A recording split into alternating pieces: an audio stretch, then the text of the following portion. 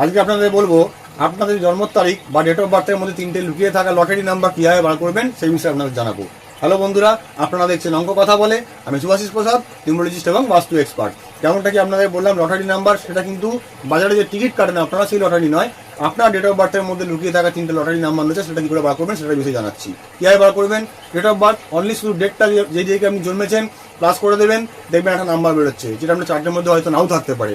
আপনার জন্য একটা প্রথম লটারি। দ্বিতীয় লটারি, আপনার টোটাল যে ডেট অফ বার্থ থেকে পাশাপাশি প্লাস করে দেবেন, আর একটা নাম্বার বেরোবে, সিঙ্গেল ডিজিটে নিয়ে যাবেন, 1 থেকে নিয়ে 9 পর্যন্ত হতে পারে। তো সেই নাম্বারটা যেটা কিন্তু সেটা আপনার দ্বিতীয় লটারি হতে পারে। 3 নম্বর লটারি, আপনার যে অনলি ডেট অফ বার্থ সেটা থেকে শুধু প্লাস করে দেবেন, যে নাম্বারটা বেরোবে ছেলেদের ক্ষেত্রে 11 থেকে সেই নাম্বারটা মাইনাস করে দেবেন, মেয়েদের ক্ষেত্রে 4 প্লাস সেই নাম্বারটা করে দেবেন। আবার যে সিঙ্গেল ডিজিটটা আসবে সেটা কিন্তু আপনার 3 নম্বর লটারি। পুরো ভিডিও দেখতে গেলে অঙ্ক কথা বলে চ্যানেলটিতে গিয়ে একবার দেখে নিতে পারেন।